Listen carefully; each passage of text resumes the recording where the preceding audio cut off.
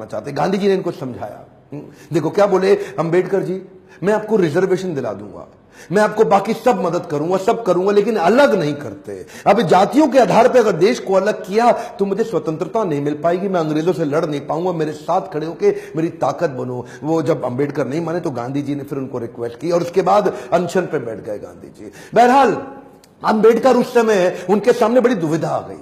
वो सोचे एक तरफ मेरी अपनी जाति के लोग, मैं उनकी मदद करूं, और एक तरफ देश में आंदोलन लड़ रहे हैं गांधी, उनका जीवन, इनके जीवन का त्याग ना हो जाए, कहीं ऐसा जीवन ना खत्म हो जाए। उन्होंने गांधी जी को समझाया, बोला ठीक है आप अपना अनशन छोड़िए। पूना पैक्ट वहां साइन किया गया, और पूना पैक्ट जब साइन किया उस समय इन्होंने रिजर्वेशन तो कम से कम कंट्रोल में कर लिया। The evolution of provincial finance in British India नाम की इनकी किताब, द प्रॉब्लम ऑफ रूपी नाम की 2 किताबें, जिसके आधार पे आरबीआई की स्थापना हुई।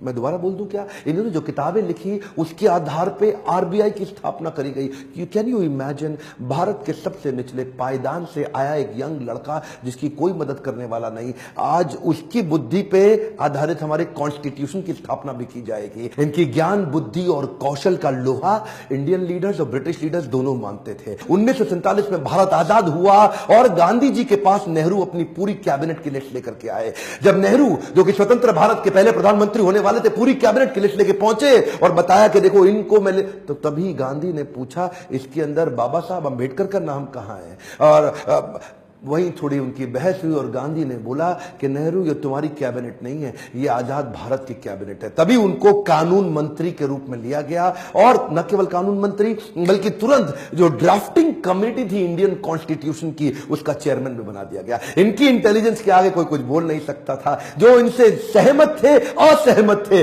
दोनों जानते थे कि इस आदमी में बुद्धि बहुत है। बहरहाल मन तो है कि मैं घंटों तक इनके विषय में बात करूं, एक्चुअली मन भरता नहीं है इनके विषय में बात करते हुए। इतने बुद्धिमान व्यक्ति, आगे चल के इन्होंने हिंदू कोड बिल और महिलाओं के लिए बड़े कानूनों के अंदर कई बदलाव लाए। ये वो पॉलिटिकल लीडर नहीं थे जो सत्ता के लिए लड़ते थे, ये लड़ते थे उनके लिए कि देश में कमजोर हिस्से को उठाना देश के हर लीडर की जिम्मेदारी। एक मोटा ध्यान दीजिए, चाहे वो महिलाएं हो, चाहे वो जाति धर्म के आधार पे हो, कमजोर हिस्से को आगे बढ़ाना, सपोर्ट करना, तभी देश आगे चलेगा। खुशहाली आएगी तो फायदा सबका होगा। कमॉन ध्यान दीजिए, पूरे देश में खुशहाली आएगी तभी फायदा सबका होगा। इनकी भाषा में, इनके भाषण में, इनकी चर्चा में, इनके आचरण में, इनकी किताबों में और ड्राफ्टिंग कमेटी में चेयरमैन होते वक्त कॉन्स्टिट्यूशन को लिखने में सहनशीलता लगातार दिखती रही। अहिंसा परमो धर्म, बौद्ध धर्म को अपनाने लगे।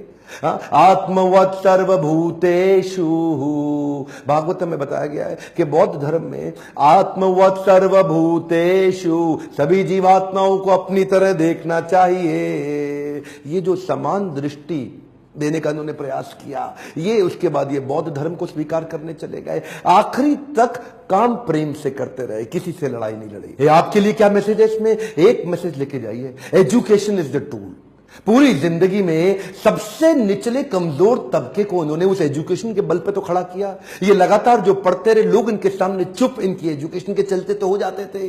कोलंबिया यूनिवर्सिटी, आगे चल के इनको number 1 scholar in the world की उपाधि से नवाजा गया। देश ने इनको भारत रत्न दिया। एक बात समझ लीजिए, इनके बराबर लीडर पृथ्वी में गिनती की होते हैं, परसेंटेज में नहीं होते। लर्निंग क्या है? Education is the tool. Entertainment के तो बहुत चैनल होंगे यूट्यूब पे, पर मैंने एजुकेशन का चैनल बनाया, कोई एंटरटेनमेंट नहीं है इधर। और देश को भीमराव रामजी अंबेडकर के विषय में एजुकेट करना, उनके संघर्ष के बारे में बताना मेरी आपकी पूरे देश की जिम्मेदारी है। बताइए तो सही लोगों को कैसे संघर्ष से उठ के खड़े हुए हैं। शेयर करिए वीडियो, जिसको हो सकता है, जिसको इंस्पिरेशन मिल सकती हो, कमेंट बॉक्स में बताइए। अगर किसी और लीडर का वीडियो देखना चाहते हैं, लाइक करिए। अगर थोड़ा भी वीडियो पसंद आया, जितने लाइक उतना मेरा उत्साह बढ़ेगा। बताइए कि आपको कैसा लगा ये वीडियो। सब्सक्राइब करिए, बेल आइकॉन हिट करके दूसरों से भी करवाइए। मेरे साथ जुड़े रहने के लिए प्रेम पूर्वक हर बार की तरह बहुत बहुत धन्यवाद।